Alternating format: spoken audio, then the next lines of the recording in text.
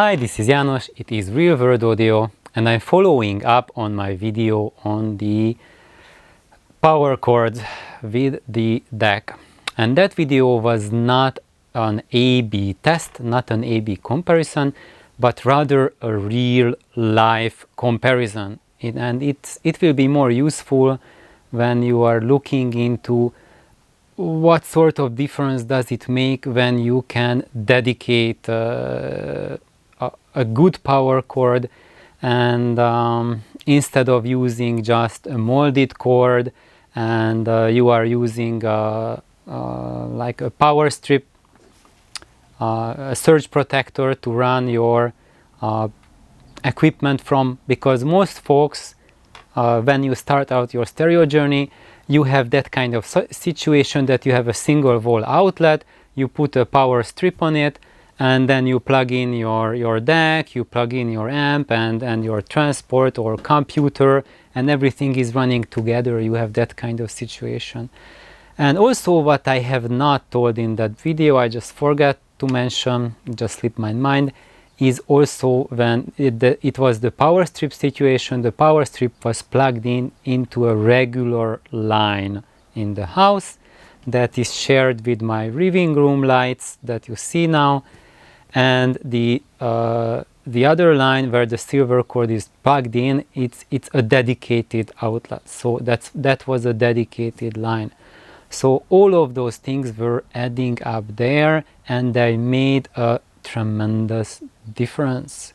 And that's kind of like the journey that you can make when you are coming from one end to the other end. So basically the beginning of your audio journey was the one where you have bought your DAC, but you don't have your money yet, or you weren't even thinking that it can use a better power cord than the one they are selling it with, and you are just plugging it into a power strip just because that's all you have at home.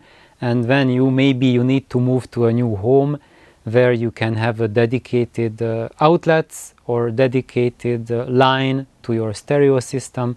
So it's a long journey, because often it requires you to have a home where you can also have a dedicated line, dedicated outlet, and usually that's not happening when you are at the beginning of your audio journey, which is also usually the beginning of our careers, when we are living in an apartment, renting a condo or something, and you don't have the freedom to, just get an electrician and put in the line, because you are renting and not owning.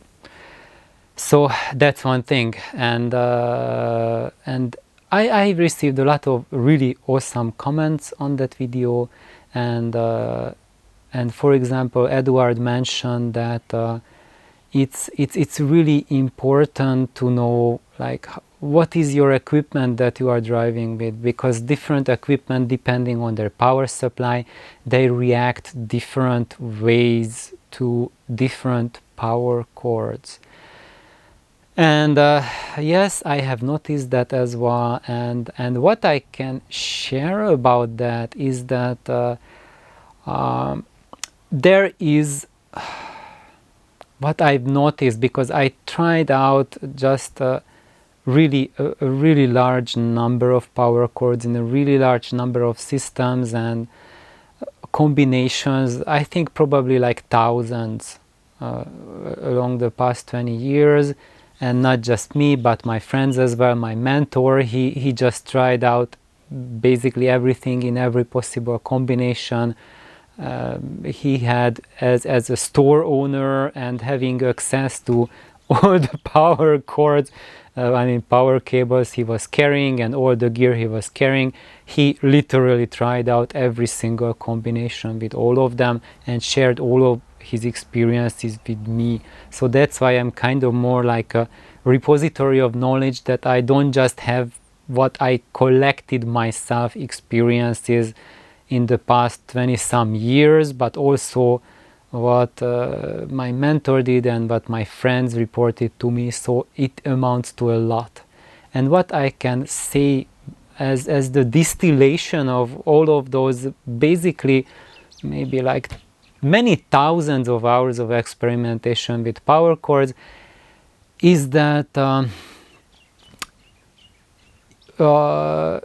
you can have like more complex power chords that have some added complexity to them, like massive shielding or some funky geometry.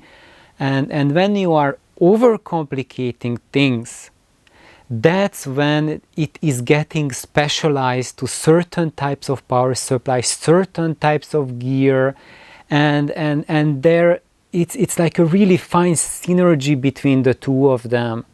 And if you use that power chord in another system, it might even sound worse, quite a bit worse, even compared to a really basic, maybe you just do it for yourself, like just a plain Belden cable, terminate it with Leviton ends if you live in the US. If in Europe, I have no idea what you can get, what is the equivalent of Leviton, but basically it's below Marinco level, and Marinco is below watt gate level. So basically that's it, something normal, dedicated and not molded. And even if you do that, you have a power chord like that, it can sound quite a bit better than some of the $1,000 plus power chords, which are like triple shield, whatnot, and so on. And that's why, because they are really designed to satisfy specific needs for specific components. But even for specific components, that will work only when you have a really complex system, when you are following the typical audiophile path, which is like making every component is trying to control as much the sound as possible.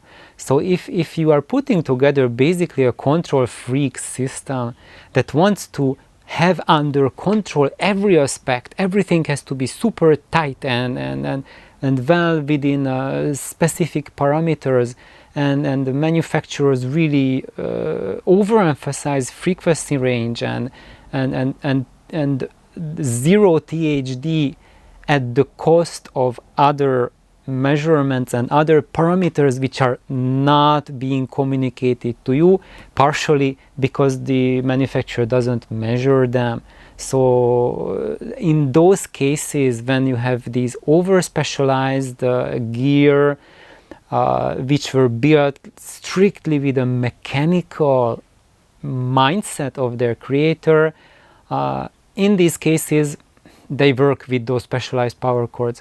But if you take one such gear out of this really artificial system, which will sound very show-like, it will give you a spectacular show, but with specific recordings, you will have narrowed down the range of music you can listen to, a very narrow, very fine band. And if you want to have music material outside that band, it will sound awful, unlistenable in many cases. And those ones that sound great, they sound extremely showy, and you will find details that you don't even notice, you cannot hear, you are unable to hear when you are there at the real live event. So if there's Diana Krall singing, then and you are sitting maybe like 10 feet from her or 20 feet from her in the audience, like an actual audience, when she's singing, and when she's wetting her lips between singing, you can't hear that. You can only hear that if you are within kissing distance of her. So when we hear those things in a recording, that you have those lip wetting sounds and the crescendos when she's singing at her full voice, as loud as possible, and you can hear it both without going deaf. So if you are in that distance of a singer that you can hear her wet her, smack her lips, if she's starting to sing there at the top of her voice, you'll go deaf, literally deaf. And it will take you like a week until your hearing goes back to normal. Because like I don't know how many of you have experience with singers who are really capable singers, and most of us, even when you hear them when you are part of the audience and not standing next to them. I had the fortune in my life that I had family members who were amazing singers, and experiencing that when they are singing next to you is a totally otherworldly level of experience. Has nothing to do with what you get in the theater. And the way that some of those recordings are being recorded and translated to you by these over-specialized gear is that you are hearing a really compressed dynamics, because you are hearing a comfortable rendering of the lip smacking sound, and those sounds which should be like so many dB higher that you would need to cover your ears if you can also hear the lip smacking. That you can hear both of them within an acceptable range, so it's not discomfort. You don't experience discomfort. It means that there's tremendous shrinking of dynamics employed at the production of the record, and also possibly by your audio gear as well. It's adding more compression to it to make it more pleasant, to make the lip smacking more noticeable. So that's why with a lot of really high-end gear, you can hear that lip smacking better, and with other, like let's say like a really dynamic loudspeaker, that lip smacking will be barely noticeable, because it's going to get you the dynamic range between the two of them much better. And if you want to play it at a level that the lip smack is as loud as, let's say, on a Wilson audio system, then when she sings at the top of her voice will be so loud that it will wake your neighbor's passed away grandma. And anyway, just now I think I'm it looks like I'm losing the train of thought, but not really. If you have that kind of system that produces that type of showy details, that's when we are looking for power chords which are over specialized to really get fine-tuned to those types of gears. And when you use those types of power chords and you employ it into a different system strategy, the one that I'm spending most of my time exploring this channel, because I named this channel Real World Audio and not overcomplicated, unaffordable, high-end artificial audio. That's not where I'm going. That's a very different direction. I'm not saying it's a bad direction. If you want to go there, if you are there and you love it, that's awesome. But all of you have to know, who are not there and you want to go there, is if you want to get there, you better have not just a mortgage, but like a home's worth of money saved for that. So if you plan to have that kind of money, like $200,000-$300,000, then yep, you can go there, you can achieve it. But if that's not your plan for your future, you will not get there. If you want to go there, then you will not reach that level where you want to be at. Then if you choose the realistic way, you can get there.